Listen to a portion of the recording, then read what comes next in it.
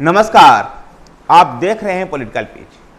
Political pitch में चर्चा करते हैं लोकसभा चुनाव 2024 के मद्देनजर भारतीय जनता पार्टी अपने सहयोगियों के कोनवा में और लगातार बढ़ोतरी कर रही है। अब एनडीए में जो नई पार्टी जुड़ी है वो है जनता दल सेकुलर। कर्नाटक की राजनीति में प्रभावशाली भूमिका रखने वाली जनता दल सेकुलर अब भारतीय जनता पार्टी के साथ गठबंधन कर अर्थात एनडीए के बैनर तले कर्नाटक में लोकसभा चुनाव लड़ेगी। इसकी घोषणा बेंगलुरु में भारतीय जनता पार्टी के नेता और पूर्व मुख्यमंत्री बीएस येदियुरप्पा ने की। बीएस येदियुरप्पा ने यह भी बताया कि पूर्व प्रधानमंत्री एचडी देवेगौड़ा की प्रधानमंत्री नरेंद्र मोदी से मुलाकात की। जनता दल सेकुलर जेडीएस देवेगौड़ा की पार्टी। जेडीएस 4 सीटों पर चुनाव लड़ेगी।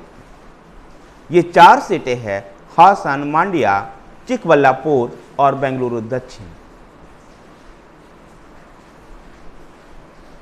जेडीएस 5 सीटों की मांग कर रही थी, लेकिन भारतीय जनता पार्टी 4 सीट देने पर सहमत हो गई। इन चारों सीटों पर ये चुनाव लड़ेगी। बीएस येदियुरप्पा ने यह भी बताया कि जेडीएस के साथ मिलकर के कर्नाटक में हम 25 से 27 सीटें जीत सकते हैं। कर्नाटक में लोकसभा की कुल 28 सीटें हैं। पिछले बार 25 सीटें भारतीय जनता पार्टी जीतने में सफल रही थी, जबकि एक सीट पर उसके समर्थित निर्दलीय उम्मीदवार ने चुनाव जीता था। एक सीट कांग्रेस ने और एक सीट जेडीएस ने जीता था। जेडीएस की वो सीट रेवन्ना ने जीती थी, जो एचडी देवेगौड़ा के पोते हैं और एचडी कुमारस्वामी के बेटे। लेकिन एक अदालती फैसले के कारण उनकी सदस्यता भी चली गई और उनकी सदस्यता खत्म होने के बाद जेडीएस के पास इस समय लोकसभा में कोई भी प्रतिनिधित्व नहीं। भारतीय जनता पार्टी और जेडीएस का यह समझौता विधानसभा चुनाव में भारतीय जनता पार्टी के हार के साथ ही शुरुआत हो गया। लगातार ये प्रयास किए जा रहे थे कि जेडीएस के साथ ये समझौता हो जाए। आखिरकार जेडीएस के साथ ये समझौता हुआ। जेडीएस के साथ ये समझौता निश्चित रूप से एनडीए को मजबूत करेगा। कर्नाटक की राजनीति में सिद्धरामैया, जो कांग्रेस के मुख्यमंत्री भी हैं, सिद्धरामैया ने भी कहा है कि समझौता से हमें कोई फर्क नहीं पड़ता।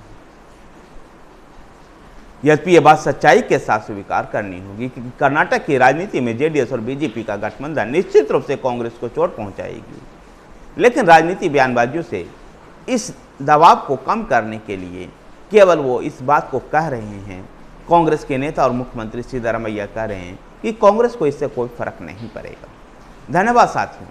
अगर आपको वीडियो पसंद आया है तो वीडियो को लाइक कीजिए, शेयर कीजिए। हमारे साथ बने रहने के लिए हमारे चैनल पॉलिटिकल पेज को सब्सक्राइब कीजिए। धन्यवाद।